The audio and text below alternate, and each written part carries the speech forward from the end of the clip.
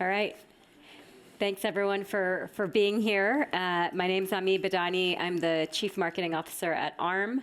For folks that don't know ARM, we're a central processor for most everything you interact with, every connected device, from your smartphones to your smart thermostat in your home to your, I'm sure if you have a smart doorbell, to data center servers, power everything from AI to traditional compute. So that's a little bit about ARM. I have some esteemed panelists here that I wanted to introduce. And we wanted to really talk about the intersection of universities and private sector, because that's what we think we really need to accelerate the future of AI.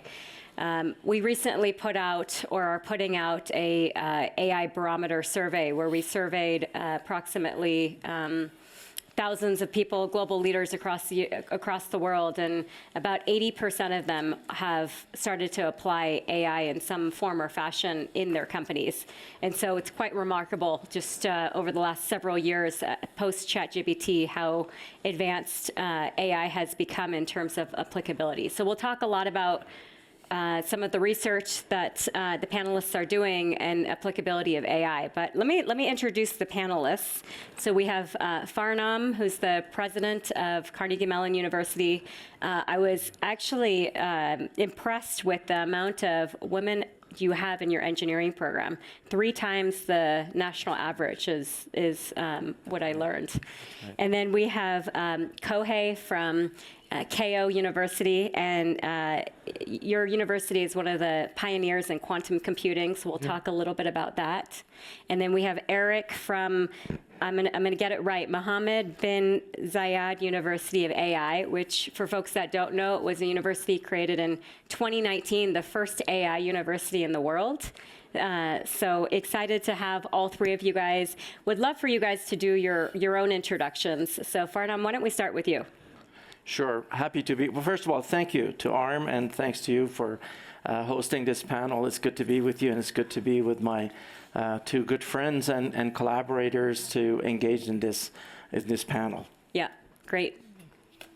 Well, thank you, and I'm very happy to be here. I'm a quantum computer scientist, but at the same time, in order to advance quantum, we have to really keep up with what's going on with AI world. So I'm happy to be talking to my friends here.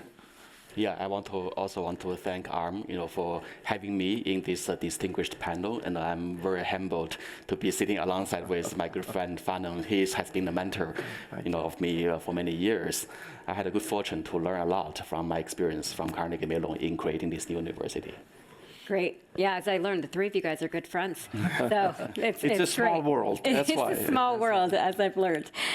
Okay, so let's start. I mean, last April, there was an announcement with Carnegie Mellon and Keio University where you guys advanced a partnership, or you guys had announced a partnership to advance AI research with folks like ourselves, SoftBank, Microsoft, and I think it was in the order of $110 billion, if I'm not mistaken. Million. $110 million. Billion is nice, yes, though. No, $110 million, sorry. Tell us a little bit more about the partnership. Well, first of all, let's appreciate the fact that AI is probably one of the most fundamental intellectual developments of our time, and the impact of that on every sector of economy is undeniable when it comes to healthcare, when it comes to finance, manufacturing, and the list goes on.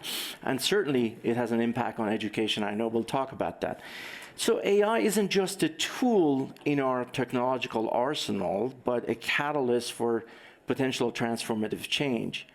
But there's also realization that this change and transformation can be amplified through collaboration of public sector, private sector, of course, academic institutions. With the support of Japanese government and the US government, we came together. There are 4 institutions that are involved. Keio University and Carnegie Mellon are partners in this, plus support from a number of private sector companies, including ARM, and including Microsoft and a number of others, and SoftBank, as you mentioned. And the idea really behind it is to bring researchers and practitioners together, including our faculty and students, to work on complex AI problems and try to advance it. And it's just based on observation that by bringing teams with diverse backgrounds together, we can push the envelope. So that's really the genesis of it, and we got started last year. And of course, it's incentivized by support from the private sector, which will amplify transfer of knowledge to practice, but equally important, the symbiotic relationship that exists between the public and the private sector can really be catalyzed through this collaboration. Great. How do you decide what universities, what private sectors to partner with when you So we were asked collaborations? to, because our Prime Minister Kishida was preparing for his state visit to the United States of America, we were asked to possibly think about partnership in AI with one of the universities in the US. And natural choice was the Carnegie Mellon, because our previous chancellor was teaching at Carnegie Mellon. Right. Two of the professors emeritus at Keio were also teaching at Carnegie Mellon. Right now, we have 17 computer scientists, not a big school, but still 17 computer scientists, and 5 of them had an experience of performing research as postdocs or some sort of a performing research at CMU. So, we have so many so much history of working together. So when I was asked, I said Carnegie Mellon was a natural choice, and luckily Carnegie Mellon felt the same way. Absolutely. Great. And of course, the support of the private sector is crucial in this collaboration, without any doubt. But Itoh is absolutely right. There was already existing collaboration and a lot of partnerships. The challenge here was to really bring it together, bring some focus together, and focus in certain number of areas, such as multimodal and multilingual learning, embodied AI, autonomous AI, symbiosis with humans, life sciences and AI. It's an area that I know Eric has a tremendous amount of expertise in, and also the role of AI for scientific discovery. So you see these are potentially transformative areas of research that we're just embarking on in collaboration with Keio University. Great. How do you guys balance, universities are sort of at the forefront of AI research, and Eric, would love to hear from you. How do you balance long-term research with, short-term initiatives or short-term promises? Curious to hear your thoughts. Thanks for the question. It's a very important one, always in my mind. In fact, the creation of a University of AI in Abu Dhabi is an experiment in the country's citizen and leadership to answer that question. Because the UAE is a very young country, it is heavily relying on fossil fuel economy and so forth. But there's a sense of urgency that this train is leaving. AI is the new engine of a future economy and technology, and we don't want to be left behind. We want to be in the game, not just as a consumer, but also as maybe a contributor and an innovator, maybe even as a leader. So how to make that happen? It's not just building, a R&D arm in a company, or importing a lab, from, big corporations. We need to have our own, think tank and also educational facility to start from the ground up, starting the culture of STEM, starting the culture of technology and innovation. In terms of balancing the long-term and the short-term productivity, the university has been thinking very hard. We benefit from not inheriting any legacy from the old practice. We are trying to recreate a university program that does both fundamental research, but also using that in a fast-tracked fashion to generate productivities. For example, MBZI become maybe the few, if not the only university in the world that is able to train a large language model on our own facility with our own people. Wow. Right. So these are examples about balancing and the trading off, the risk and also the productivity from both ends. Yeah, great. Add something. Oh, yeah. So in our case, quantum computing is our long-term research project. And the status of the quantum computing right now is like the 60s of the semiconductor chips. Right. So we are now seeing new Moore's law kind of a growth of the quantum computers. And we're trying to develop algorithms and software that will go along with it, so that at some point, some of the problems that will not be able to solve by extension, today's computer can be solved by quantum computers. And one of the good possibilities is AI in the quantum world. So molecules, when you actually try to calculate chemical reaction, you always have to transfer, the molecule exists in the quantum world, and we have to transfer such data into today's computer, digital world. And this data transfer takes so much time. In fact, it grows exponentially with the data size. So this going back and forth between classical and quantum world is very challenging. This is why it's very difficult to calculate chemical reaction in using today's computer, digital computer. But if creating molecules itself within the quantum world is easy because we can just create them. But then we can actually, if we can perform deep learning kind of, machine learning within the quantum world, then we will be in business because we can actually identify which molecule is effective on certain pharmaceutical applications and so on. So we want to create AI within this quantum world, and this is our long-term research. But in order to perform such artificial intelligence research in the quantum world, we need to really understand the state of the art in AI. And this is why we work closely together with today's AI people, head of cutting-edge AI people, and try to put them together. If I can add to that, Sure. But to answer your question, just in the context of emerging technologies, I think what we're seeing is the pace, the scope, and the scale of these advances is unprecedented. And for that reason alone, it's really transforming the way we approach research. To the point that Eric made, it's actually not really that useful to make a distinction between, say, basic research and applied research. As Eric was alluding to, research is a continuum. So Right. you really not only have to focus on fundamental research, which may take decades to come to fruition or never, but you also have to look at translational research and be able to essentially take some of the foundational work that's being done to practice. For that reason alone, I think the nature of research is changing in several fundamental ways. One is research, as you mentioned, has become much, much more interdisciplinary. So to solve some of the most foundational challenges that we face in society, whether it's energy, whether it's climate, whether it's healthcare, all of these require essentially interdisciplinary teams come together. And AI is an accelerant. AI will definitely accelerate research discovery. And this is something, the realization that I think many researchers have accepted.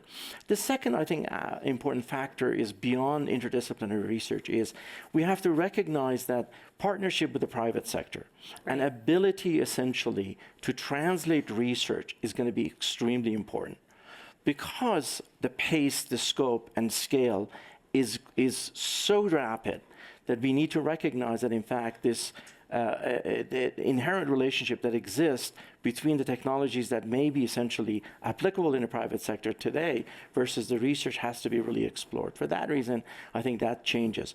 The final thing I want to say is that there's also a rapid convergence with other emerging technologies. For example, between AI and biology, between AI and materials. For that reason, what we're seeing is, in fact, again, these teams that are coming together are not just bringing a narrow perspective, but bringing a much broader perspective to addressing these problems. I love what you said about changing. Research has to change with AI accelerating at the pace it has.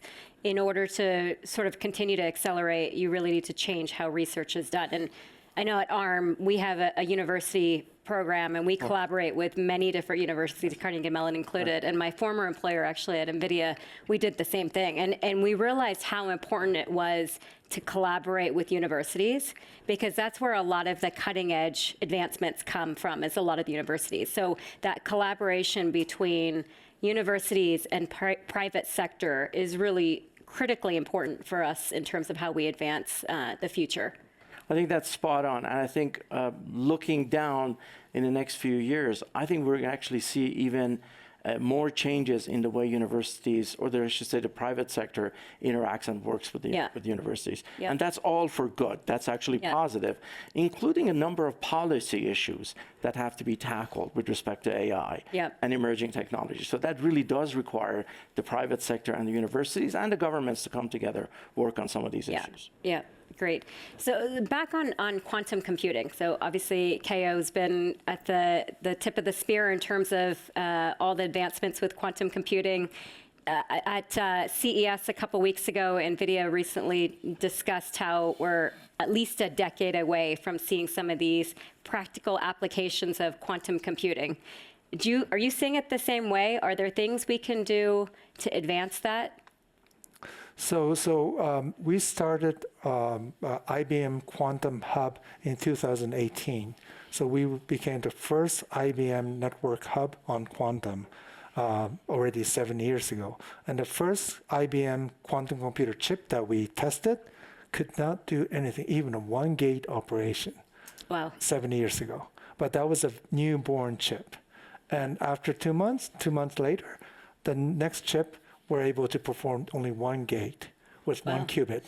But that's, that was a significant advancement. So we've been, in a way, parenting all the devices, chips that have been being, grown by IBM. So this interaction of parenting and also chip growing at IBM has been, very rewarding experience. And, we've been, and in this regard, we actually, from the very first day, we invited partner companies to join us. So we started off from 2 banks and 2 chemical engineering companies.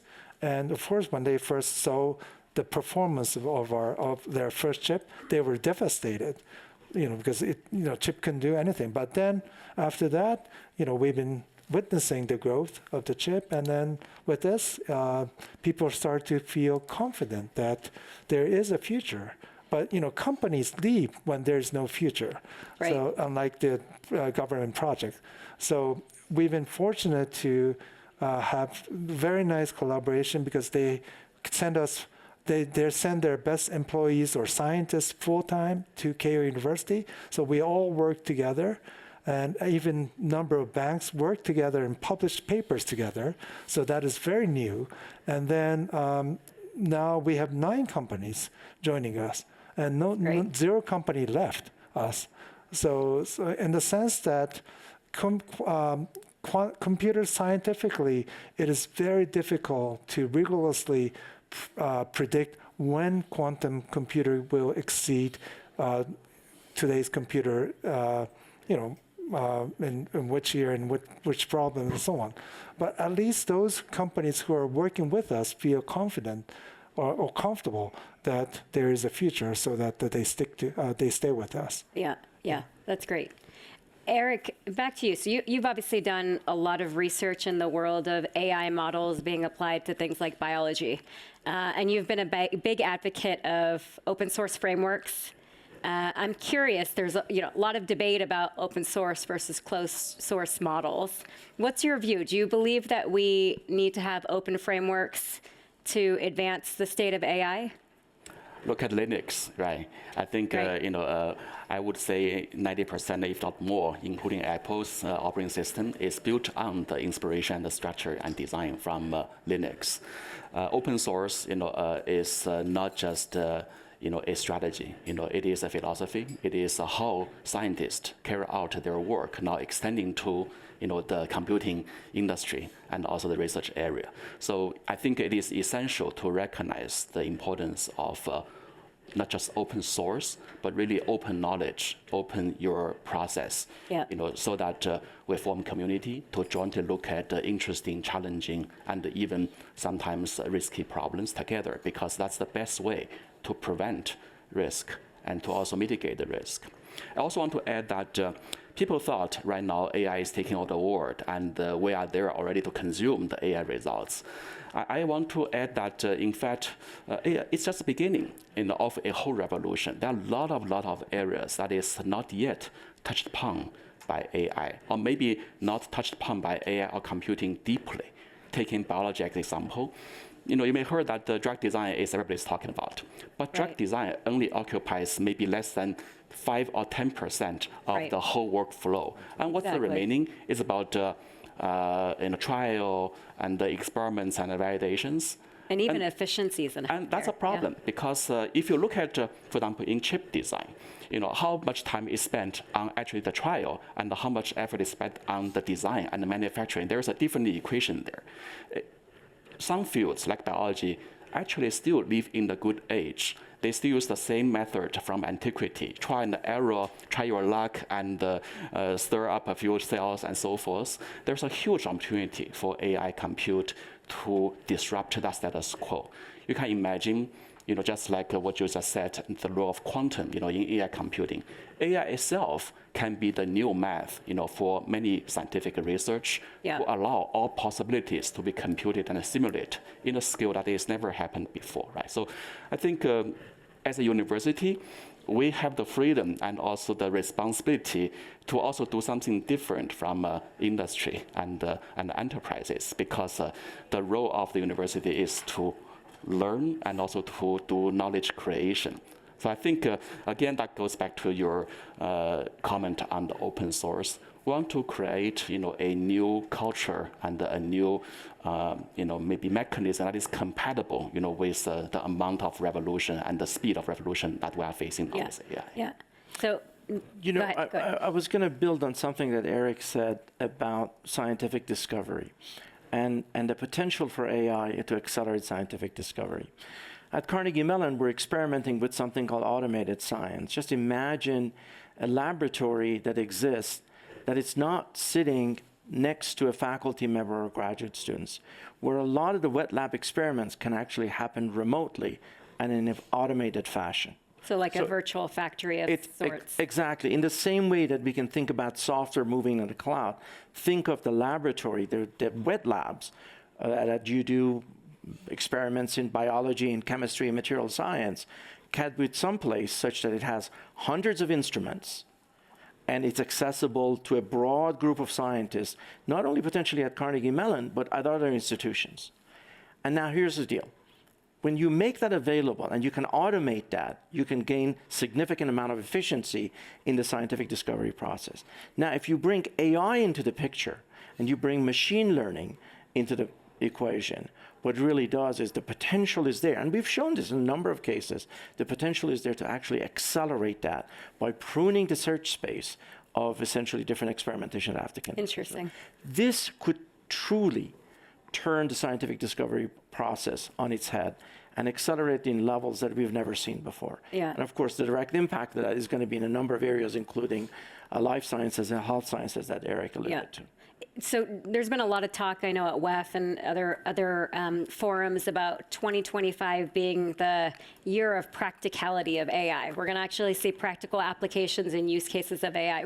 What's your view? Are you guys seeing, what are some practical applications that you guys are seeing of AI in either in your current everyday or things that you've been sparked your interest? You guys want to start? But go ahead. So many different applications happening right now. I mean, you talk about applications to bioscience.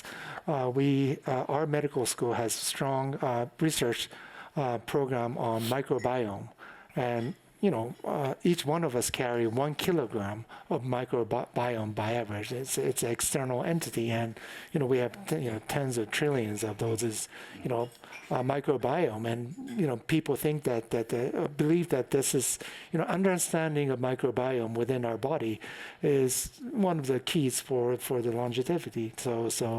So, but it's a big data, and bioscientists are just living with huge data they collected without knowing how they should really tackle.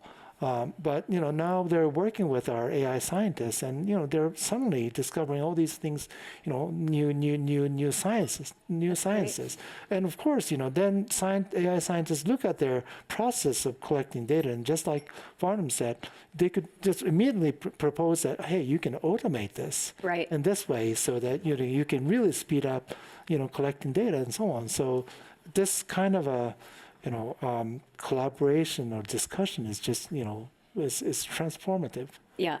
I mean, consider the fact that we can now today create text, audio, video, images, code that we couldn't have done just 5 years ago. We can do instant language translation. We can essentially recognize face and objects. We can navigate roads and traffic. These are all the cool areas that we talk about all the time. But I think the applications that are actually having a huge impact today is how AI is being integrated into mundane routine applications like CRM, like into workflow of insurance companies. Those are going to be the low-hanging fruits, and those are going to be the areas that we're going to see significant impact on the business sector, various sectors of the economy, while we're still exploring accelerating scientific discovery, while we're trying to solve some of the most fundamental challenges that humanity faces. But I think the application of AI, the new generation of generative AI especially, to routine workflow and business applications is a low-hanging fruit, and I think that's going to come to fruition much faster than we think. Yeah, I was astounded by the survey that I mentioned earlier, this AI barometer survey. Over 90% of global leaders have put AI in practice in some way, shape, or form in their applications, which is, a huge number. I assumed it would be somewhere in the 50%, but I was surprised to have it be 90%. Eric, what about yourself? Yeah, I'm not sure, there is a magical year that application will happen, or gets appreciation. But I do believe that the speed of adoption, of AI, and also the general public reception of AI being part of their life and workflow, as Farnam mentioned, will be shortened. If you go back to history, how many years it takes for the world to adopt electricity? 30 years, probably. And how many years it take the world to adopt automobile? I just heard a story that UK, actually British, started this whole innovation. But why Henry Ford took it to the US? It's because in UK they were basically disallowing car to drive over the speed of 5 miles per hour. Oh, really? Like that. Yeah. So there are interesting lessons that I hope our policy makers and the general public can draw experience from. That facing new technology and disruption, what is the best way, the graceful but also productive way of integrating them and welcoming them, but also regulating them in a balanced fashion. So I think that would be probably the most interesting topic among the general public and also the scientists. In the next few years. And university actually plays a very unique role, in this, because we are both the inventor of technology, but also the educator of this technology, right? We interact with not the science, the natural world, but also interact with people. So we have the unique opportunity to be the advocate of this new technology, to really set a course right and also get the message correct. Right now, there are a lot of buzz, there are a lot of hype, a lot of misunderstanding about AI. That actually bothered me the most, because I'm getting frustrated that people were talking AI in a way that I see very differently. So that could be an interesting, new opportunity for we educators. Last question for you guys. So according to WEF, there's going to be 170 million new jobs created by 2030.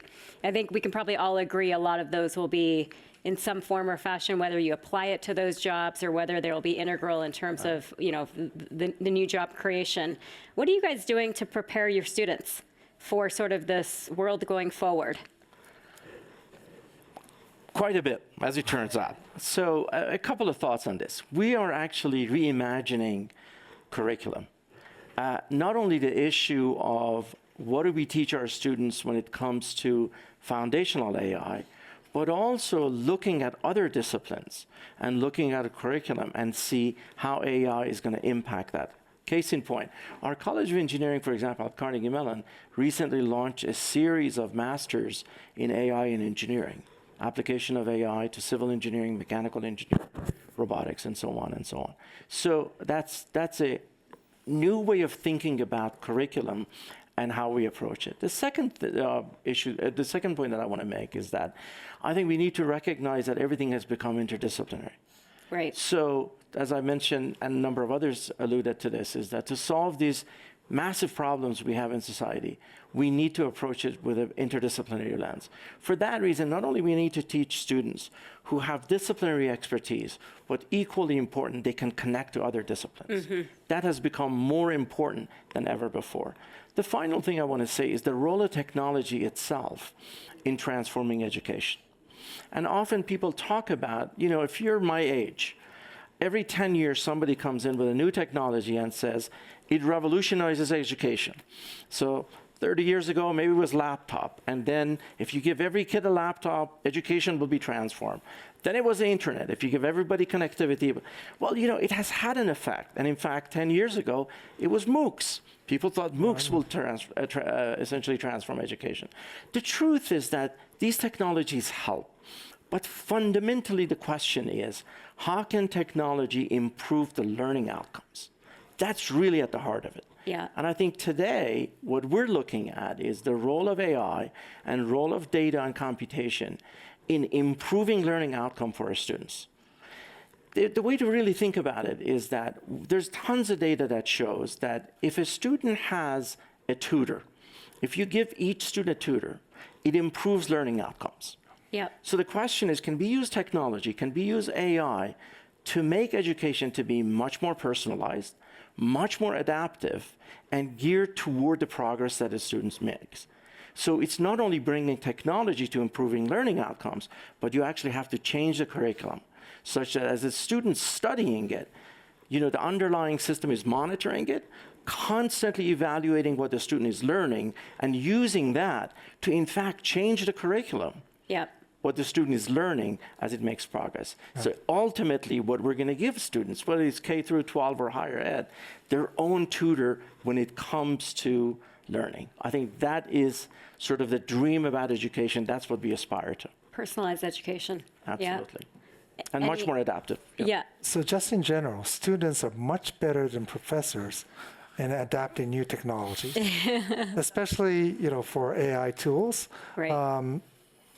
Professors are too busy, and what I found out in 2019, so that was already 6 years ago, we started a so-called AI consortium in which we have open call for teachers on AI, and those teachers are going to be basically our students. So we ask we collect good students in AI to teach other students. Right.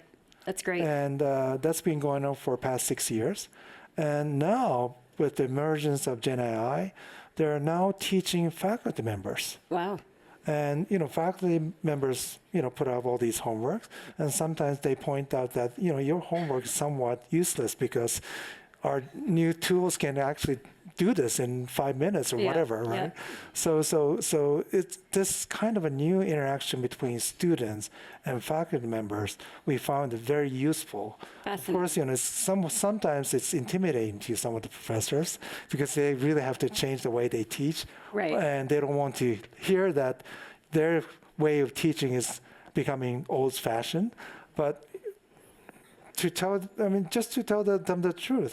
This is what's happening. So our AI consortium, where good students teach other students and good students teach our faculty members, I think it's beginning to get some meaning, and actually it's getting recognized as a good platform. I love that. I love the flywheel. Eric, any last minute thoughts from you? Well, I cannot agree with what has been said. You are brilliant, educators on the panel. So for us as a young university, I have to say that we were blessed with all this huge body of knowledge that we can learn from, and also the lessons learned in the past. But also as a young university, it's also a place to experiment and to try some new ideas. Because we don't have the baggage, we don't need to pay the cost of disrupting the legacy and so forth.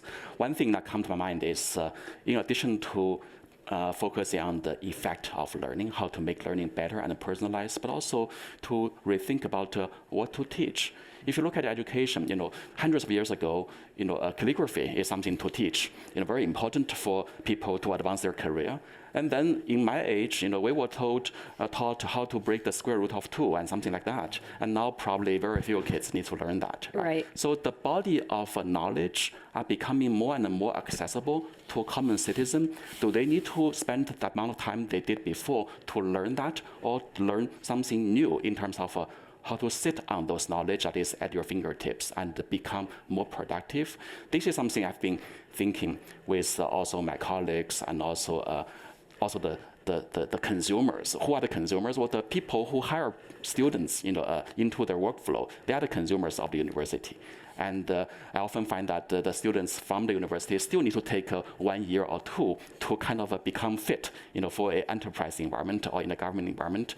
So I think there's opportunity also that AI in the context and the new needs and demand also becoming obvious, and how to, as Farnam put it, rethink and reinvent curriculum and also the way to teach that. Great. I know we're out of time, but I want to build something that Eric said that I think it's really, really important. If you think about a kid who's in elementary school today, very likely that young boy or young girl is going to end up having jobs that have not even been invented. They don't even exist today. Yeah. That's a very likely scenario. Just think about 20 years ago versus today.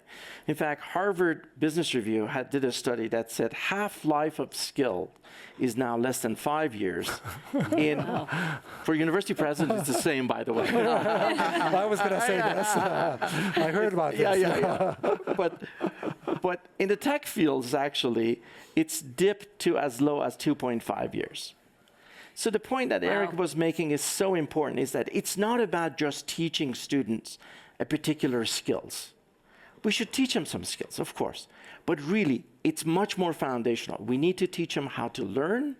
We need to teach them foundational skills. We need to teach them also not just technical skills. We need to teach them collaboration. We need to teach them communication skills. A lot of the skills that humanity almost takes it for granted, it is going to be even more important as this rapid pace of technology transforms every sector of our economy. So almost like a reinvention of how we think about work today. That's how I hear you guys talking about it, which will be very interesting to see over the next decade or so. Thank you, guys. I know we all kind of share the same interest of democratizing AI and making it accessible for everyone, whether it's at the private sector, at a company like ARM, or across the university sector. So thank you so much. Would love to come back next year together and talk about how we're advancing progress. Thank you for having us. All right, thank you. Thank you. Thank you. Thanks very much. Thank you. Thank you so much. Thank you so much.